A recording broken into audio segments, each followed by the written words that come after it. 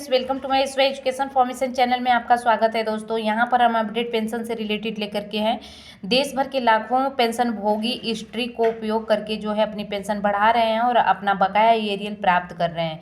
और ऐसे में आप पीछे क्यों हैं? अगर आपको लगता है कि मेरी पेंशन का जो है मामला लंबित है और मुझे पेंशन कम मिल रही है, तो पेंशन का गलत जो है फिक्सेंस किया गया है, तो जिसकी वजह से आपको रिटायरमेंट बेनिफिट्स जैसे ग्रेजुएटी कम्युनिटेशंस का जो है पैसा कम मिलता है, तो आप अपनी पेंशन को ठीक करवा सकते हैं और बकाया पैसे जो एरियल के रूप में प्राप्त कर सकते हैं केवल इस ट्रिक का उपयोग करके। और ये ट्रिक कौन सी, चलिए हम आपको बता देते हैं। पहले कुछ हेडलाइन है कि यहाँ पर देखेंगे सितंबर 2022 लंबित जो है पारिवारिक पेंशन एरियल सहित मंजूर और 10.37 लाख रुपए का लंबित भुगतान मिला और 8 साल बाद 80 साल की उम्र होने पर अतिरिक्त पेंशन मिली, जो कि अपडेट अभी मॉर्निंग में इससे रिलेटेड हम आपको अपडेट दे चुके हैं। जुलाई 2022 से लंबित बकाया के साथ ही वीरता पुरस्कार के लिए भत्ता मिला और अप्रैल 2008 से लंबित बढ़ी हुई दिव्यांगता पेंशन को जो है ठीक कराया गया और पीपीओ में सुधार के कारण जो है 1.70 लाख रुपए मिले।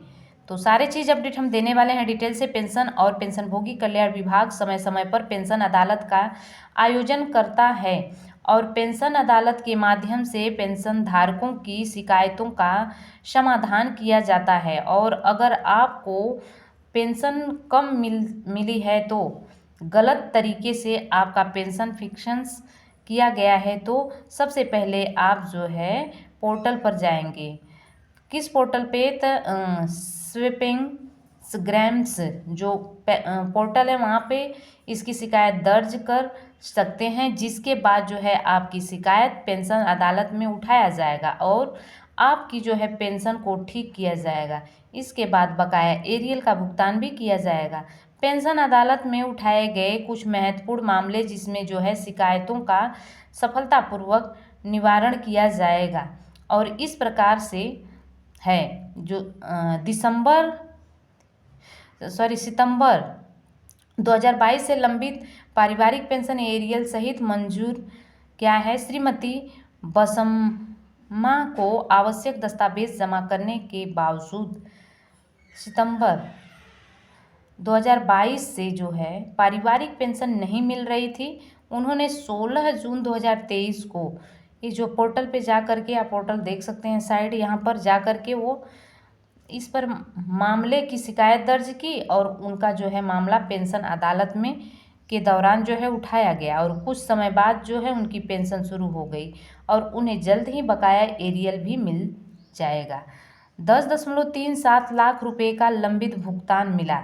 किसका मिला? तो यहाँ पे आप देख सकते हैं कि बीएसएफ की पूर्व एससी श्री रमेश के 31 अगस्त 2022 को सेवानिवृत्त हो गए थे, लेकिन उन्हें ग्रेजुएटी और अवकाश नकदीकरण की जो है राशि का भुगतान नहीं किया गया था। उन्होंने 3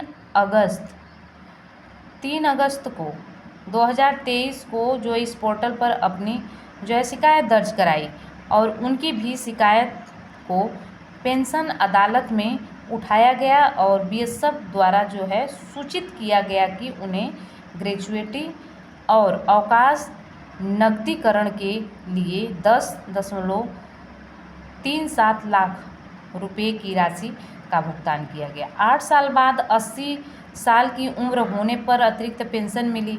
तो सीआरपीएफ के से सेवानिवृत्त श्री धर्मवीर सिंह 2015 में 80 साल की आयु प्राप्त करने के बाद अतिरिक्त पेंशन के लिए प्रयास कर रहे थे। हालांकि एसबीआई, सीआरपीएफ और पीएओ आदि के विभिन्न शिकायती निकाय से संपर्क करने के बाद उन्होंने 16 अगस्त 2023 को उसी पोर्टल पे इन्होंने भी अपना शिकायत दर्ज की थी। उनका मामला पेंशन अदालत के दौरान जो है उठाया गया था। सीआरपीएफ द्वारा बताया गया कि उनकी एडिशनल पेंशन जारी कर दी गई है और 1.70 लाख रुपये 7 लाख रुपये की बकाया राशि भी जारी कर दी गई है। जुलाई 2022 में लंबित बकाया के साथ वीरता पुरस्कार के लिए भत्ता मिला और बीएसएफ से बार बार अनुरोध करने के बावजूद भी श्री एच.सी. साजी जे को जुलाई 2022 से वीरता पुरस्कार भत्ता नहीं मिल रहा था। उनके बाद उन्होंने 19 अगस्त 2023 को इसी पोर्टल पर ठीक अपनी शिकायत दर्ज की थी और इनका मामला पेंशन अदालत के दौरान उठाया गया और बीएसएफ के द्वारा सूचित किया गया कि उन्हें जुलाई 2022 से 2,000 रुपये प्रति माह का जो है मासिक वीरता भत्ता और 30,000 रुपये का बकाया जारी कर दिया गया। अप्रैल 2008 से लंबित बढ़ती हुई, अब यहाँ पे देखेंगे ये भी अपना ठीक वही हाल किए, इसी पोर्टल पे जा कर के इन्होंने भी शिकायत दर्ज की, इनके भी जो है एक्टिव हो गए बकाए और पीपीओ में सुधार के कारण 1.70 लाख रुपये मिले। श्री रामलाल केसवारानी एचएफओ वायुसेना से 28 फरवरी 2011 को भी सेवानिवृत्त हुए थे। इनको भी पेंशन ठीक उसी पोर्टल पे इन्होंने जो समस्या था शिकायत दर्ज की, उसी पोर्टल पे शिकायत दर्ज करने के बाद इनका भी मिला। तो दोस्तों आपसे हमारा रिक्वेस्ट है कि यदि आपको भी ये प्रॉब्लम है तो आप इसी पोर्टल पे जाकर के शिकायत दर्ज कर सकते हैं, आपके भी पेंशन एक्टिव हो जाएगा। उम्मीद करते हैं कि आपको इन्फॉर्मेशन अच्छा मिला होगा। Thanks for watching. God bless.